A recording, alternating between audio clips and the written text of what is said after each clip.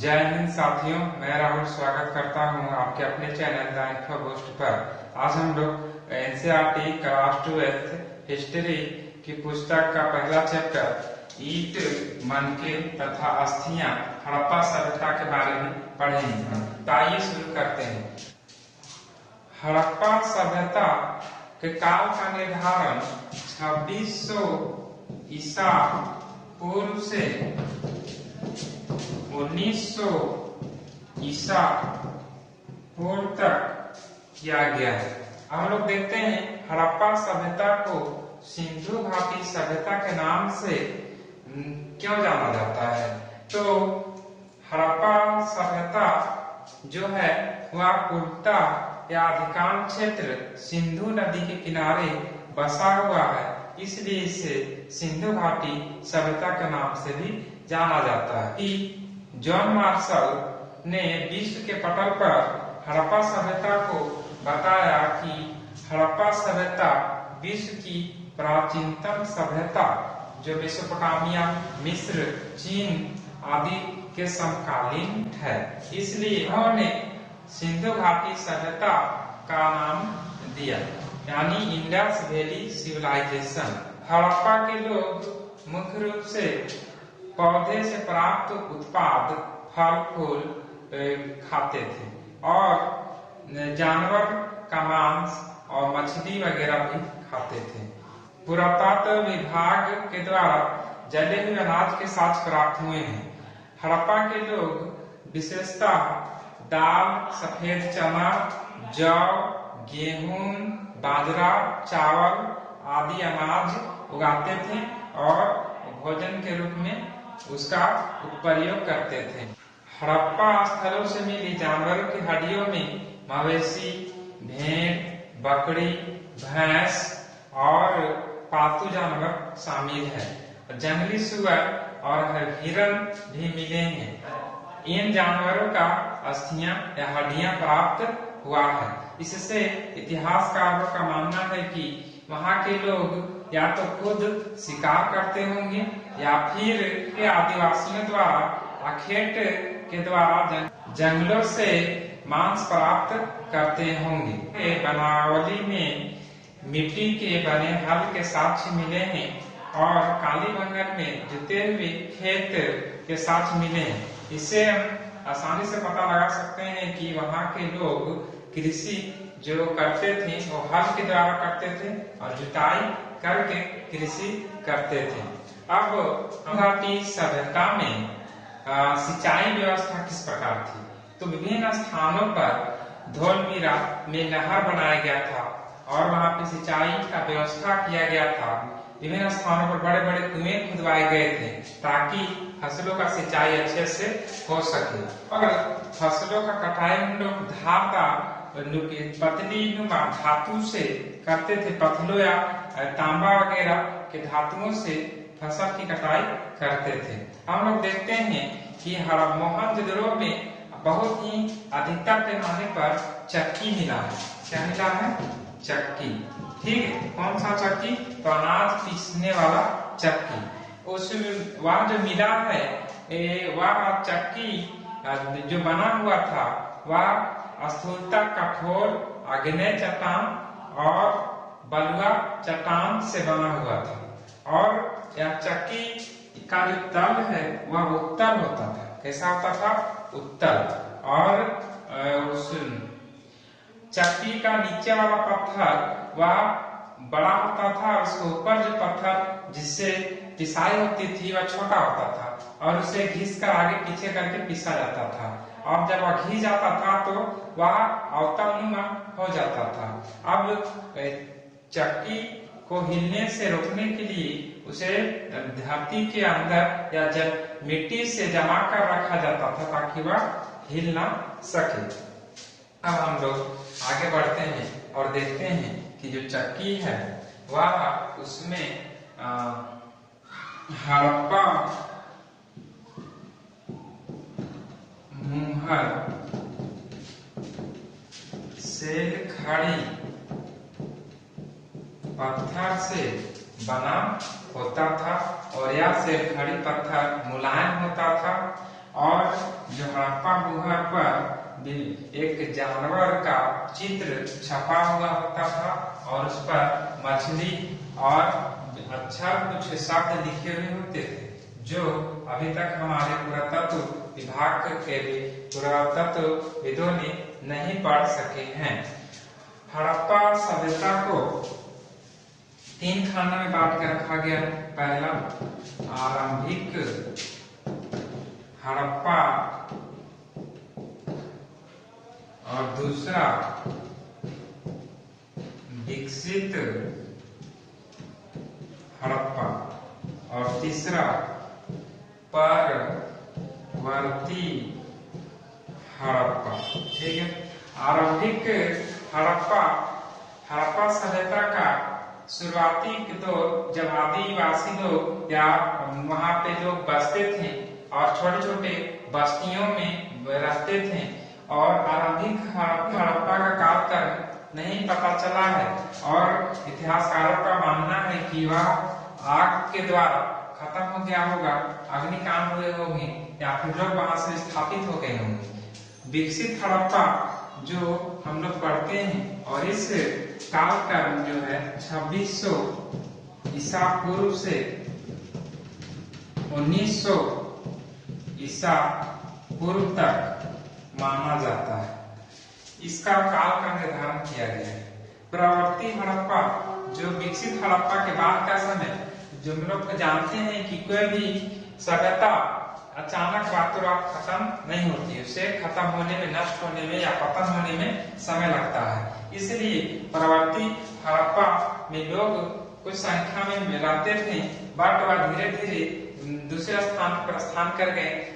गुजरात, हरियाणा और उत्तर प्रदेश, पश्चिमी उत्तर प्रदेश के क्षेत्रों में निवास कर गए। तो हम लोग देखें हड़प्पा के 3 खंड। अब आगे बढ़ते हैं और देखते हैं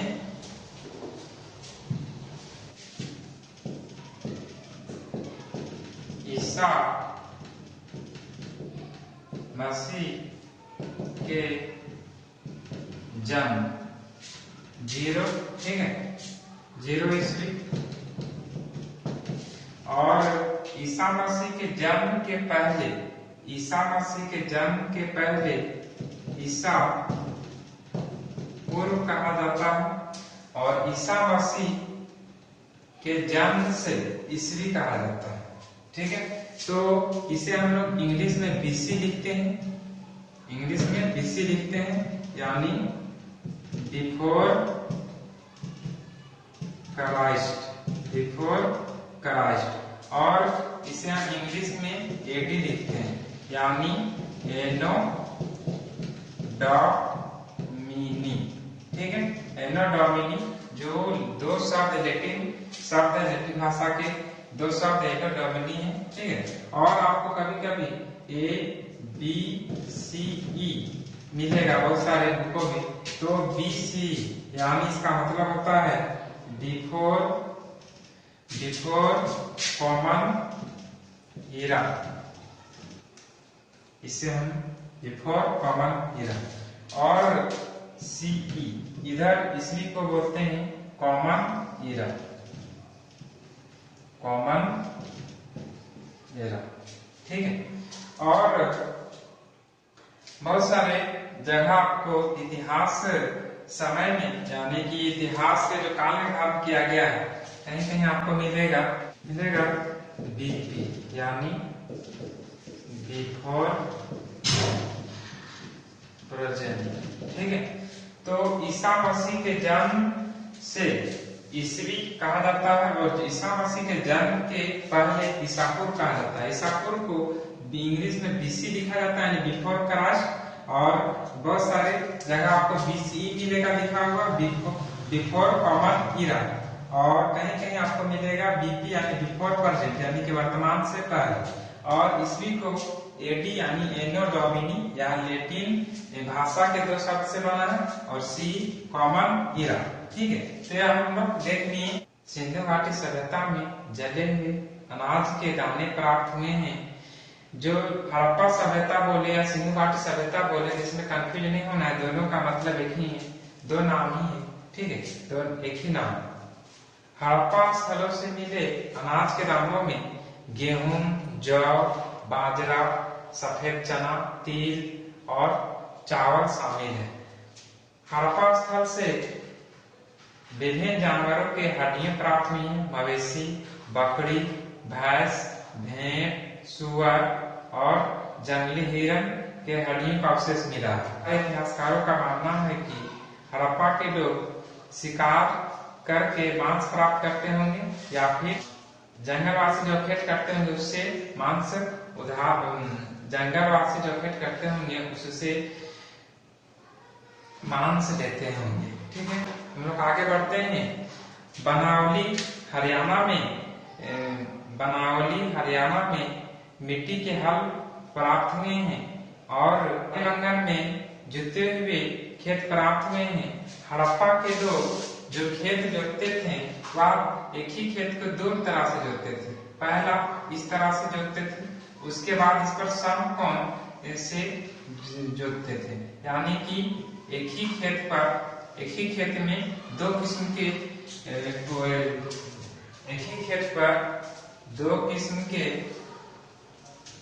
फसल का उत्पादन करते होंगे। एक ही खेत पर दो किस्म के फसल का उत्पादन करते होंगे। हड़प्पा सभ्यता में पशुपालन और कृषि मुख्य रूप से अर्थव्यवस्था उसी पे चलता था। तो हम लोग आगे देखते हैं कि वहां पर किस फसल का सिंचाई कैसे होता होगा। तो बहुत सारे क्षेत्रों में जहाँ पे सूखा पड़ जाता होगा या फिर बोले तो धौलावीरा में गुजरात के क्षेत्रों में नहर का साथ मिला विभिन्न प्रकार के कुएं भी बने हुए हैं। हड़प्पा सभ्यता के लोग कृषि जो करते थे, जो फसल का उत्पादन करते थे, फसल को पक जाने पर धारदार नुकीला पतले तांबे के धातुओं के से काटाई करते थे। हम लोग आगे बढ़ते हैं और देखते हैं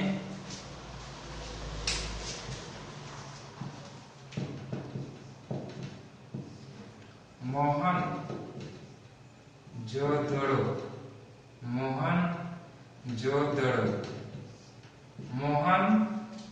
के बारे में जानते हैं। तो मोहनजोदड़ो का खोज 1922 ईस्वी में राखल दास बनर्जी ने किया था। मोहनजोदड़ो का खोज 1922 ईस्वी में राखल दास बनर्जी ने किया था। मोहनजोदड़ो में लगभग 700 कुआं मिला है। ठीक है, मोहनजोदड़ो में विशाल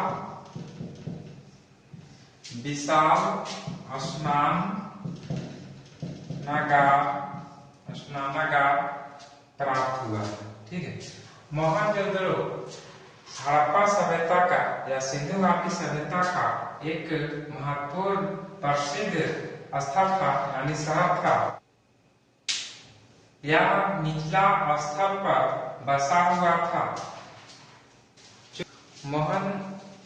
मोहनजोदड़ो में जो घर बनता था उस मकान वह चारों तरफ से दीवार से घिरा होता था और अंदर में कमरा बनाया जाता था इस प्रकार से, और एक कमरा में कुआं बनाया जाता था और वह खुला होता था।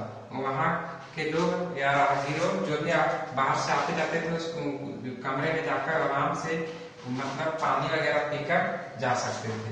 और अंदर में एक आंगन भी होता था और स्नान गिरा होता था। इस प्रकार से कमरा होता था और ये दीवार बहुत ऊंचा उठा होता था और इस मकान के अंदर से कोई भी लोग बाहर नहीं देख सकते थे, बाहर से कोई लोग इस मकान के अंदर नहीं देख सकते थे। पता चलता है कि आंगन में कुछ किसानी यानी कि बोले तो अनाज का काम या फिर घर का काम होता होगा।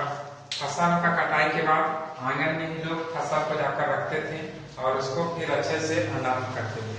हम लोग देखते हैं कि हड़प्पा सभ्यता जो है इसमें जो की बस्ती दो भागों में विभाजित थी। पहला दुर्ग यानी छोटा स्थल और वह ऊंचा स्थान पे बना हुआ था, छोटा क्षेत्र और ऊंचा स्थान पे बना हुआ बसा हुआ था। और दूसरा निचला शहर, ये नीचे क्षेत्रों में बसा हुआ होता था और यह बहुत ही विशाल क्षेत्र में फैला हुआ होता था। दुर्ग और निचला शहर दोनों अलग अलग होते थे। दुर्ग को चारों तरफ से दीवारों से घेरा जाता था ताकि निचला शहर से दूर रखा जा सके। दुर्ग में एक बड़ा कुआं होता था, है ना, और वहां पे विशाल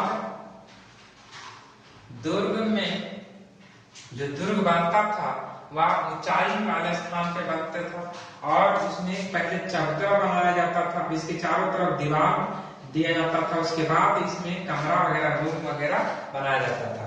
दुर्ग में एक भंडार का रूम होता था जहाँ पे अनाज वगैरह रखा जाता था। वहां पे 8 स्नान गृह मिले हैं। कितने मिले हैं? 4 का स्नान गृह मिले हैं, स्नानागार मिले हैं, ठीक है। और वहां पर दुर्ग में बताया, इतिहासकारों का मानना है कि कुछ अनुष्ठानिक कर्म होते होंगे, सामूहिक प्रकार से दुर्ग का प्रयोग किया जाता होगा। हम लोग देखते हैं निचला शहर में सभी लोग रहते थे, है ना, सभी विभिन्न समुदाय के लोग रहते थे। और यह शहर में जो पहले यहाँ पर विभिन्न मकानों में चबूतरा बनाया जाता था, चबूतरा, और इसके चारों तरफ से पहले घेराबंदी किया जाता था। सिर्फ चबूतरा बनाने में 40 लाख श्रम दिवस यानी बहुत बड़े पैमाने पर मजदूरों की आवश्यकता होती थी। तो हम लोग देखते हैं कि जो हड़प्पा सभ्यता में बहुत ही महत्वपूर्ण तथ्य है कि जो ईंट बनती थी, जो ईंट बनता था वह हड़प्पा सभ्यता में जो ईंट का इस्तेमाल हुआ है वह हर एक जगह एक ही अनुपात में ईंट का इस्तेमाल हुआ है, ठीक है। यानी ऊंचाई, मान लेते हैं ऊंचाई कुछ भी हो उसका, ठीक है, ऊंचाई का 4 गुना, ऊंचाई का 4 गुना लंबाई होता था और ऊंचाई का 2 गुना चौड़ाई होता था। इस प्रकार से जो ईंटों का अनुपात है वह पूरा हड़प्पा सभ्यता में मिलता है, ठीक है। और ईंटों को या तो सुखाकर प्रयोग में लाया जाता था या फिर उसे भट्ठी में पकाकर प्रयोग में लाया जाता था। कहीं कहीं चबूतरों में कच्चे ईंटों का भी प्रयोग हुआ जो नींव का कार्य करती थी, ठीक है। अब हम देखते हैं, आगे बढ़ते हैं और आगे देखते जानने की कोशिश करते हैं कि हड़प्पा सभ्यता में जो नालों का निर्माण होता था, हड़प्पा सभ्यता में जो नालों का निर्माण होता था वह सुनियोजित ढंग से होता था, यानी नियोजित जल निकास प्रणाली था और वह आधुनिक रूप से बनाया गया था। यानी मोहनजोदड़ो शहर हो या हड़प्पा शहर हो, वहां पर जो नलियां बनाई गई थी वह ग्रिड पद्धति पे बनाई गई थी। सबसे पहले सड़क बनाया गया होगा। सबसे पहले हम लोग देखते हैं नली का निर्माण। सबसे पहले मान लेते हैं कि सड़क बनाया गया होगा, है ना, सड़क, उसके बगल बगल नली बनाया गया होगा, ठीक है। उसके बाद ही चारों तरफ घर बसे होंगे, ठीक है। तो हम लोग समझे। अब आगे देखते हैं कि जो नलियां बनाई जाती थी, सबसे पहले सड़क का निर्माण होता था, उसके बाद नलियों का निर्माण होता था और नलियां सड़कों के एक दूसरे को समकोण पर काटती थी। मान लेते हैं कि सड़क इधर से नली है तो इधर जो घर बना है जो इस नली में जोड़ना है, इधर से एक नली जाएगा तो समकोण पर 90 डिग्री पर काटता था, ठीक है। और जो गली होता था, गली में भी नली का निर्माण होता था। और मान लो किसी का घर गली से दूर है ना, तो वह एक ईटा से दीवार देगा और उसके बगल से नदी पहुंचाएगा और उसमें नली में जोड़ेगा। अब हम लोग देखते हैं कि नली का साफ सफाई कैसे होता था। तो बताया जाता है कि आप एक गड्ढा, नली के अंदर एक बड़ा बड़ा गड्ढा कर दिया जाता था ताकि जो कुछ भी कूड़ा कचरा उसमें जा रहा हो तो जाके उसमें बैठ जाए और आसानी से फिर आप एक हौजे की तरह मतलब ऊपर से ढक दिया जाता था ईंटों से या फिर कुछ बोला तो चूना पत्थर से ढक दिया जाता, उसको उखाड़ कर उसे निकाल लिया जाता था। और यहाँ पे जो मुहाने पर जो नली बनती थी यहाँ पे हौजा बनाया जाता था। ठीक है, तो हम लोग देखते हैं, अब आगे देखते हैं कि जो नदियां थी वहां पे सुनियोजित ढंग से बनाई गई थी और पानी आसानी से निकल जाता था और बड़ा एक बनाया गया था, बोलते हैं उसको जो नाली बनता था उसका एक विशाल प्रवेश द्वार बनता था ताकि उसका साफ सफाई किया जा सके। आप लोग देखते हैं सामाजिक भिन्नताओं का अवलोकन। ठीक है, हड़प्पा सभ्यता यानी सिंधु घाटी सभ्यता में सामाजिक परिवेश कैसा था, वहां के लोग समुदाय कैसे रहते थे और उसमें क्या चीज का भिन्नता देखने को मिली है। इसमें दो चीजों की भिन्नता मतलब कि हमारे पुरातत्व विभाग ने या पुरातत्वविदों ने दो प्रकार से ये समझने की कोशिश किया है कि उसमें क्या समानता थी। पहला समाधान और दूसरा विलासिता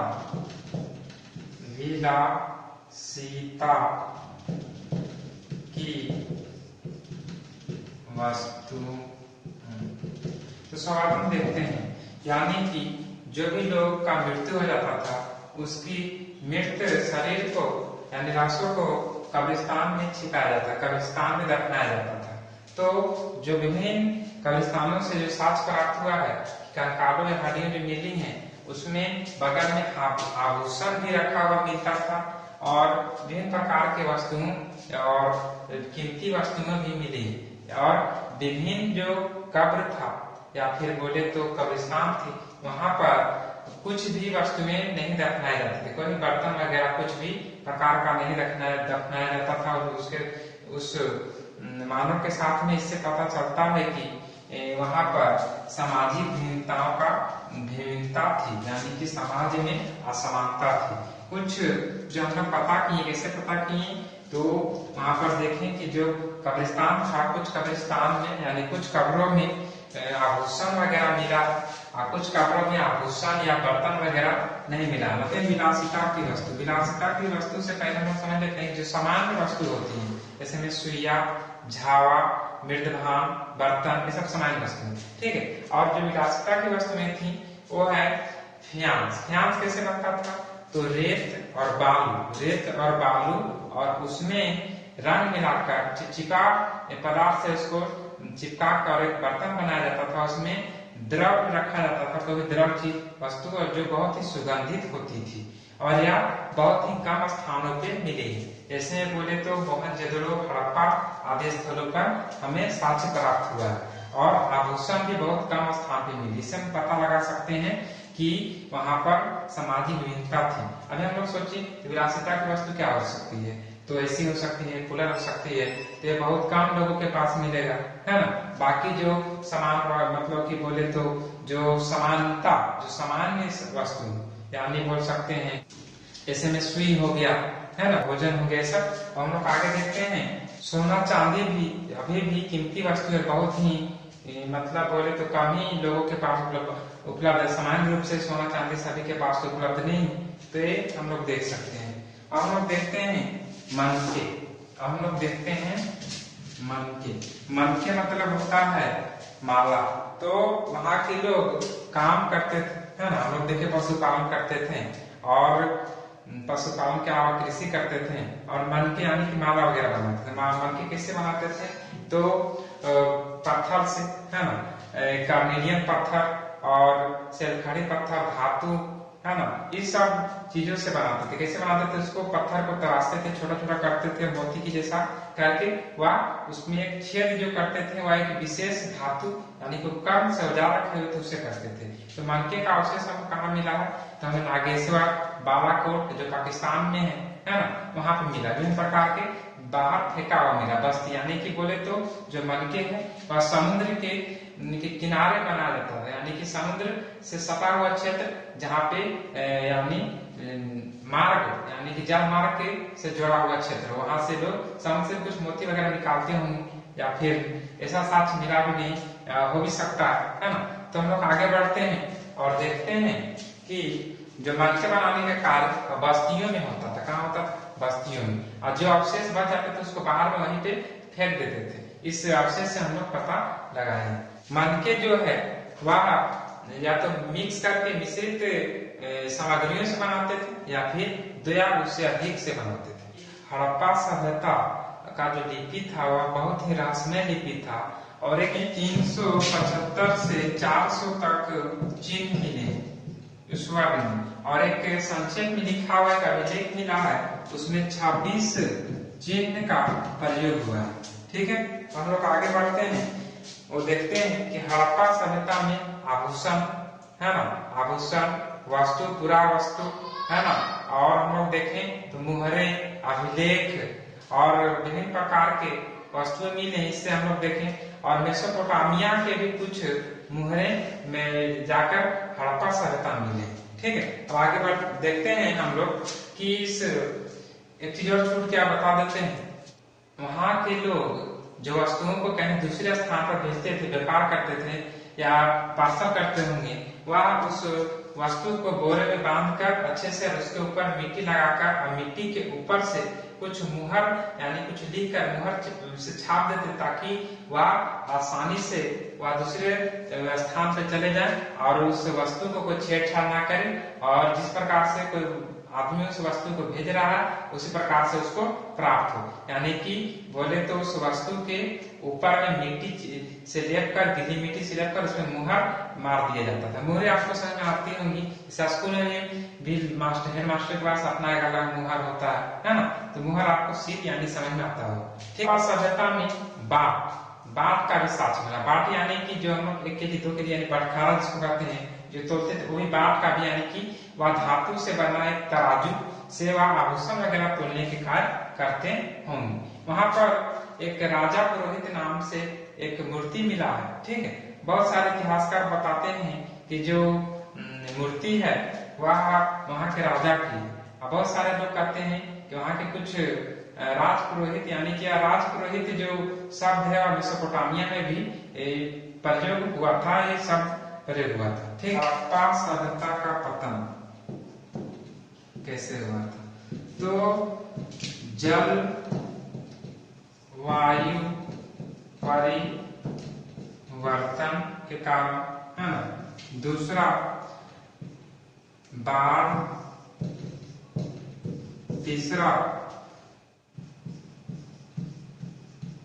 नदियों का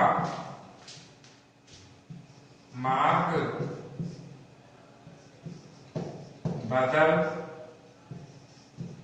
लेना, चौथा बाहरी आक्रमण। ठीक है, तो पतन यानी कि नष्ट। तो हड़प्पा सभ्यता नष्ट कैसे हुआ, खत्म कैसे हुआ? तो कुछ इतिहासकारों का मानना है कि हड़प्पा सभ्यता जलवायु परिवर्तन के कारण है, यानी कि तापमान बढ़ गया होगा है ना, वनों की कटाई हुई होगी, जिसके कारण धीरे धीरे या कुछ स्थल नष्ट हो गए होंगे, खत्म हो गए होंगे। कुछ इतिहासकारों का मानना है कि हड़प्पा सभ्यता यानी सिंधु घाटी सभ्यता, वह नदी सिंधु नदी के किनारे बसा हुआ है, तो उस नदी में बाढ़ आया होगा और बहुत सा क्षेत्र जलमग्न हो गया होगा, बस्ती या शहर डूब गया होगा। ठीक है, इससे भी नष्ट हो सकता है। बहुत सारे इतिहासकार का मानना है कि कुछ क्षेत्र के बगल में जो नदी थी है ना, जो मतलब बोले तो नदियों के बगल में जो बसा हुआ क्षेत्र था, वहां पर जो नदी अपना मार्ग बदल दिया होगा, जिससे भी हड़प्पा का पतन हुआ होगा। हम लोग देखेंगे मेसोपोटामिया चैप्टर जो 11वीं क्लास में था, उसमें भी नदी अपना मार्ग बदल लेता था। ठीक है। अब बाहरी आक्रमण, तो जो आर्य है उन लोगों ने आक्रमण हुआ होगा हड़प्पा सभ्यता में, बाहरी आक्रमण युद्ध हुआ होगा जिससे कि हड़प्पा सभ्यता नष्ट हुआ होगा। तो और भी विभिन्न कारण हो सकते हैं उस हड़प्पा सभ्यता का नष्ट होने का, और विभिन्न कारण हो सकते हैं। तो हम लोग आगे बढ़ते हैं और देखते हैं कि हड़प्पा सभ्यता